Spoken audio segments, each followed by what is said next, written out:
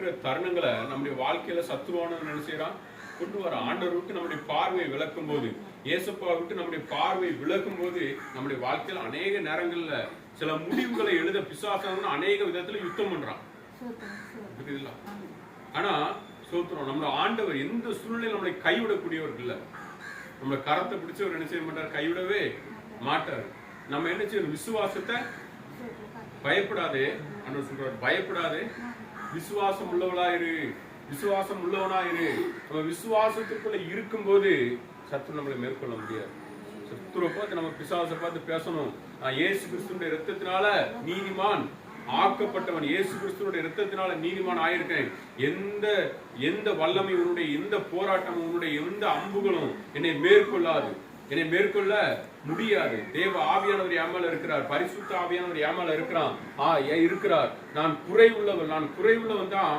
ஆனா எல்லாவற்றையும் அவர் மகிமையில என்ன செய்திருக்கிறாரு, நிறைவாக்கி இருக்கிறார். அதனால உன்னுடைய எந்த கிரியைகளை என்ன செய்யாது, என்ன மேற்கொள்ள முடியாது. நமக்குள்ள அந்த விசுவாச தளர்வு வரும்போதுதான் அநேக நேரங்கள்ல பிசாசானவன் அநேக சிந்தனைகளை, அநேக கலைகளை, அநேக போராட்டங்களை, தாண்ட முடியாத அநேக பிரச்சனைகளை நம்மளுடைய வாழ்க்கையில கொண்டு வரோம். ஆனா இந்த நேரத்துல அவனுடைய எல்லா கிரியைகளையும் தேவ ஆவியானவர் அழிக்கிறார். அவனுடைய எல்லா வல்லமைகளும் நம்முடைய வாழ்க்கையில அழிக்கப்படுகிறது. சோத்திரம். பரிசுத்த ஆவியானவர் நமக்குள்ள இருக்கும்போது நம்ம என்ன செய்வோமா, பலன் அடைவோம்.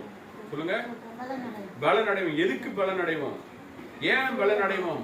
இந்த உலகத்துல நம்ம ஆண்டவருடைய சமூகத்துல சோத்திரம் அவரோடு கூட இணைக்கக்கூடிய அந்த வாழ்க்கைக்கு போவது வரைக்கும், அந்த ராஜ்யத்துக்குள்ள பிரவேசிக்கிறது வரைக்கும் நமக்கு உபத்திரம் உண்டு, போராட்டம் உண்டு, பிரச்சனைகள் உண்டு.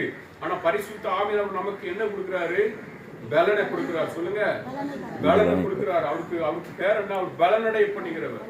பயத்தின் ஆவி அல்ல, அப்பா பிதாவை என்று கூப்பிட பண்ணுகிற புத்திர சுவிகாரத்தின் ஆவி என்ன செஞ்சிருக்கிறாரு, பரிசுத்த ஆவியானவர் நமக்குள்ள வச்சிருக்கிறார். அல்லேலூயா.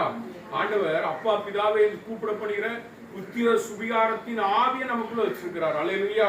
அதனால என்ன செய்யக்கூடாது, பயப்படக்கூடாது. பயம் யாருக்குரியது, பிசாசுக்குரியது. இன்னைக்கு நம்முடைய வாழ்க்கையில அநேக வருஷங்கள் நம்மளோடு யுத்தம் பண்ணுகிற சில வல்லமைகள், நீ இப்படிதான், வாழ்க்கை இப்படிதான் கடந்து போகும் அப்படின்னு சொல்லி பிசாசு அநேக சிந்தனைகளை நம்முடைய வாழ்க்கையில வைத்திருக்கலாம்.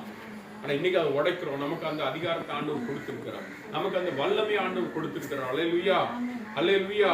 இயேசு அந்த உலகத்துல என்ன செஞ்சாரு, சீசர்களை கூப்பிட்டு அவர்களுக்கு அதிகாரம் கொடுத்தார், விசுவாசிகளை துரத்த அதிகாரம் கொடுத்தார், நோய்களை குணமாக்க என்ன செஞ்சாரு, அதிகாரம் கொடுத்திருக்கிறார். அப்ப நமக்குள்ள என்ன வைக்கப்பட்டிருக்கிறது, பரிசுத்த ஆவியனுடைய வல்லமை, பரிசுத்த ஆவியனுடைய அதிகாரம் நமக்குள்ளே வைக்கப்பட்டிருக்கிறது. அல்லேலூயா, அல்லேலூயா. நம்மள ஆண்டவர்